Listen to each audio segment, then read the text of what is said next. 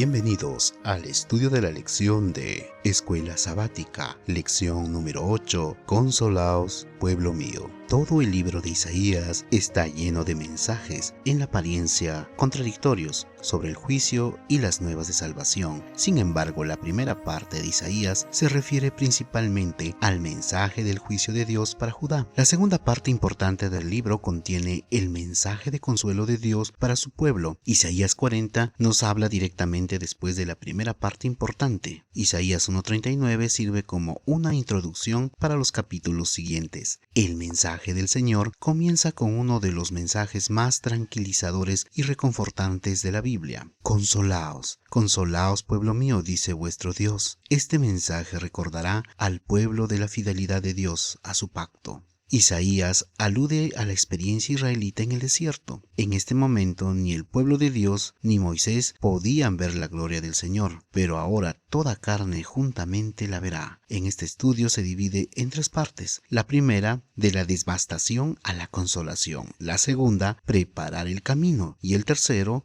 la gloria del Señor se revela. Por lo tanto, mediante Isaías, Dios llevó consuelo a los que habían estado sufriendo. Su tiempo de angustia había terminado. Dios estaba volviendo a ellos. En vez de desanimarse y confundirse, podían confiar en que Dios usaría su poder creador a su favor. Es por ello que el versículo de memoria de esta semana se encuentra en Isaías 49. Súbete sobre un monte alto, anunciadora de Sión. Levanta fuertemente tu voz, anunciadora de Jerusalén. Levántala, no temas. Di a las ciudades de Judá: ved aquí al Dios vuestro. En la Segunda Guerra Mundial terminó en 1945, mientras un soldado japonés llamado Soichi Yokoi se escondía en la jungla de la isla de Guam. Los folletos lanzados desde los aviones estadounidenses proclamaban la paz, pero Yokoi pensó que era un truco. Al ser un soldado leal y patriótico del emperador, había prometido no rendirse nunca. Como no tenía contacto con la civilización, vivía de lo que podía encontrar en la jungla y pasaba miserias y dificultades. En 1972, 27 años después del fin de la Segunda Guerra Mundial, unos cazadores se encontraron con Yokoi mientras estaba pescando y recién allí se enteró de que el mensaje de paz había sido cierto, mientras que el resto de su pueblo disfrutó de la paz durante décadas. Yokoi soportó décadas de privación y estrés. Muchos siglos antes, a través del profeta Isaías, Dios anunció que el tiempo de ansiedad y sufrimiento de su pueblo realmente había terminado. Consolaos, consolaos, pueblo mío, dice vuestro Dios. Hablad al corazón de Jerusalén. Decidle a voces, porque su tiempo es ya cumplido, que su pecado es perdonado, que doble ha recibido de la mano de Jehová por todos sus pecados.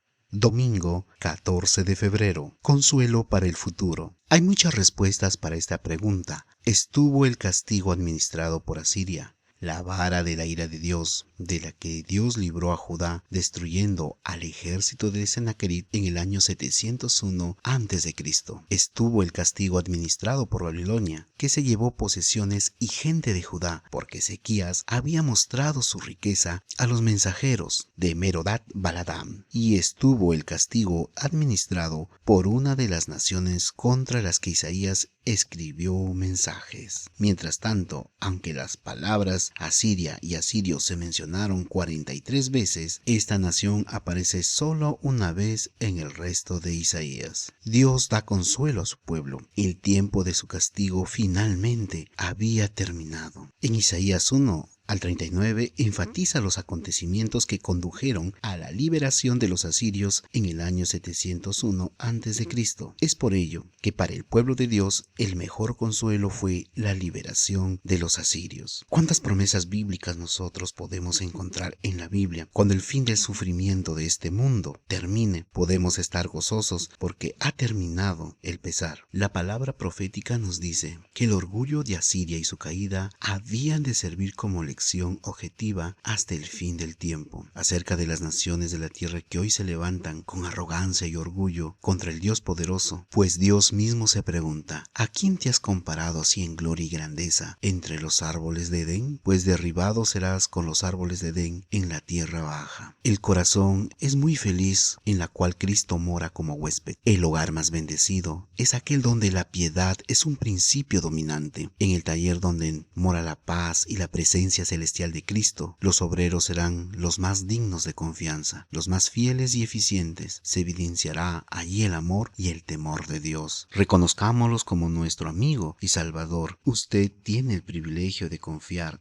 en el amor de Jesús para su salvación, en la forma más plena y segura y noble. Usted tiene el privilegio de decir: Él me ama, me recibe, confiaré en Él porque dio su vida por mí. Nada disipa tanto la duda como el ponerse en contacto con el carácter de Cristo, pues Él declara: y al que viene a mí no le echo fuera. Los tiempos de apuro y angustia que nos esperan requieren de una fe capaz de soportar el cansancio, la demora y el hambre, una fe que no desmaye. El tiempo de gracia que nos ha sido concedidos es para prepararnos para los momentos. Usted puede ser una gran bendición, tiene que confiar en Él, una fe viva, aunque sienta que el mundo se le cae encima, pero es la fe, ese fuerte impulso de pronunciar las palabras de confianza en el Señor. Lunes 15 de febrero. Presencia, palabra y obras viales. Voz que clama en el desierto: preparad camino a Jehová, enderezad calzada en la soledad a nuestro Dios. Isaías 43. ¿Cómo consolará Dios a su pueblo? Dos voces nos los explican. Isaías 43 al 5, preparando el camino para que la presencia de Dios pueda manifestarse plenamente en nuestra vida. Isaías 40 del 6 al 8, que es a través de la palabra de Dios que permanece para siempre. Séquese la hierba, marchítese la flor, mas la palabra de Dios permanece para siempre. Después del exilio, el pueblo de Dios recuperó lo que había recibido en el monte Sinaí y que luego rechazó íntegramente mediante su apostasía, por lo que fue castigado. La presencia de Dios y su palabra. Estos son los ingredientes básicos del pacto de Dios con Israel, que fueron consagrados en su santuario en medio de ellos. La presencia de Dios y su palabra. Por lo tanto, después de este exilio, cuando el pueblo de Dios recuperó lo que había rechazado, la presencia de Dios y su palabra, y que a través de la obra de Juan el Bautista, Lucas 3, 2 al 8, entendemos que nuestra preparación consiste en el arrepentimiento y el alejamiento del pecado para recibir el consuelo del perdón y la presencia de Dios. Por lo tanto, mi estimado hermano, toda obra vial, que es el arrepentimiento y la disposición a alejarse del pecado para recibir el consuelo del perdón y la presencia de Dios. Un verdadero arrepentimiento es lo que necesitamos hoy. Martes 16 de febrero. El nacimiento de la evangelización. Isaías 49. Súbete sobre un monte alto, anunciadora de Sión. Levanta fuertemente tu voz, anunciadora de Jerusalén. Levántala, no temas. Di a las ciudades de Judá: ved aquí al Dios vuestro. Una vez preparado el camino, la anunciadora de Sión debe presentar a Cristo ante el mundo. Ved aquí al Dios vuestro. El mensaje que debemos anunciar se basa en ese maravilloso poder de Dios y su facultad de juzgar y recompensar.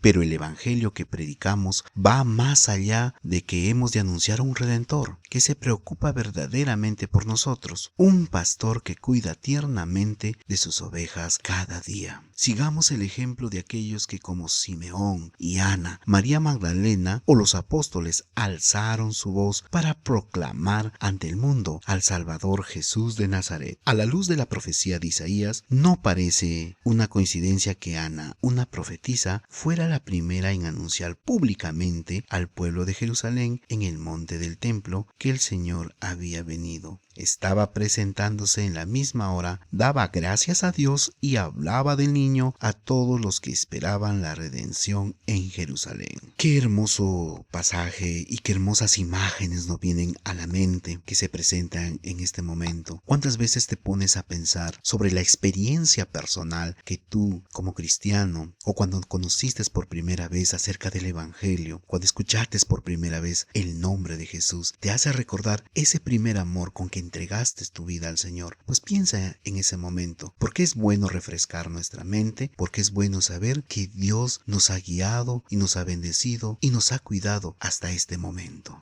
Miércoles 17 de febrero, Creador misericordioso. Pero los que esperan a Jehová tendrán nuevas fuerzas, levantarán alas como las águilas, correrán y no se cansarán, caminarán y no se fatigarán. La última parte del capítulo 40 nos muestra dos facetas de la naturaleza de Dios, pues es poderoso, un Dios grande, el único digno de adoración. Pero también nos presenta su otra faceta, que es misericordioso, el que fortalece a aquellos que en él confían. En un estilo similar al que Dios usó al dirigirse a Job, Isaías plantea diversas preguntas para magnificar el poder de Dios, tras asegurar que nadie puede compararse con él. Él nos asegura que al igual que Dios no se cansa ni fatiga, tampoco lo harán aquellos que confían en él. ¡Qué maravilloso! De un Dios creador misericordioso. Pues Isaías 27 nos revela cuál sería la actitud que nosotros como cristianos debemos esperar en Jesús. Los hombres de más alta inteligencia no pueden entender los misterios de Jehová revelados en la naturaleza y su gran misericordia. La inspiración divina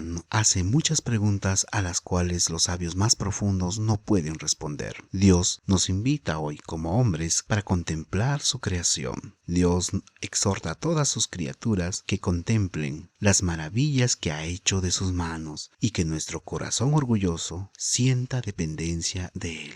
Cuando consideramos estas cosas, comprenderemos la condescendencia de Dios hacia los hombres. Jueves 18 de febrero. El problema con la idolatría. La idolatría destruye una relación única e íntima con Dios, a reemplazarlo por otra cosa. Por eso los profetas se refieren a la idolatría como adulterio espiritual. Isaías 41:29 nos dice: He aquí todos son vanidad, y las obras de ellos son nada. Viento y vanidad son sus imágenes fundidas. Los idólatras de la antigüedad creían que adoraban a los poderosos seres divinos a través de imágenes o símbolos de ellos. La adoración de un ídolo que representa a algún dios quebranta el primer mandamiento: no tendrás dioses ajenos delante de mí. Éxodo 23. Pero si un ídolo está destinado a representar al Dios verdadero, como lo era el becerro de oro, el Señor lo rechazó como una imagen de sí mismo,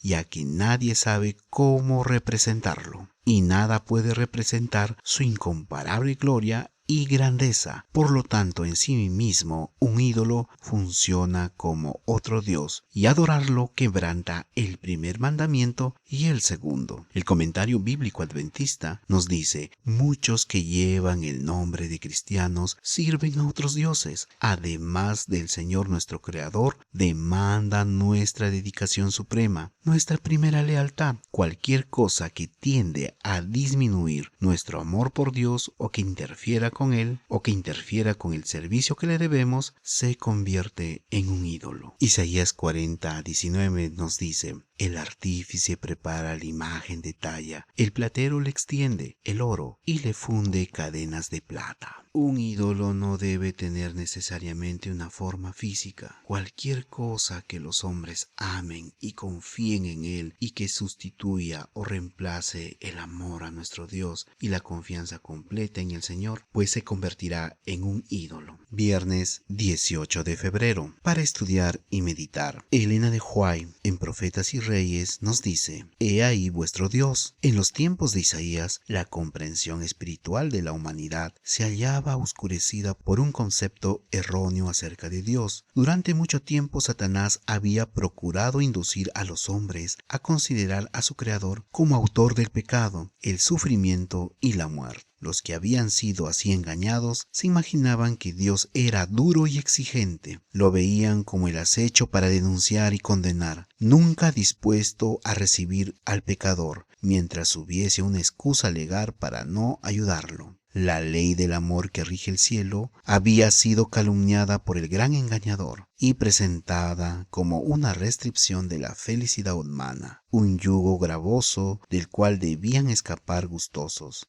Declaraba que era imposible obedecer sus preceptos y que los castigos por la transgresión se imponían arbitrariamente. Muchos fueron los mensajes de consuelo dados a la iglesia por los profetas antiguos. Consolaos, consolaos, pueblo mío. Fue la recomendación de Dios transmitida por Isaías, acompañada por visiones admirables que han inspirado esperanza y gozo a los creyentes a través de los siglos que siguieron. Despreciados, perseguidos y abandonados por los hombres, los hijos de Dios en toda época han sido, sin embargo, sostenidos por sus seguras y confiables promesas. Profetas y Reyes, página 533. Es así como hemos llegado a la parte final de este estudio maravilloso. Y aunque la vida cristiana, como el pueblo de Judá, destruido o devastado, que no encontraba consolación, pues Dios nos rescató, aprendamos a recibir su ayuda y a consolarnos con sus promesas. El camino está preparado, mi querido hermano. El camino está llano. Cristo triunfó en la cruz y Él vendrá por segunda vez. Prediquemos a otros que Cristo viene, pues pronto la gloria de Dios se revelará.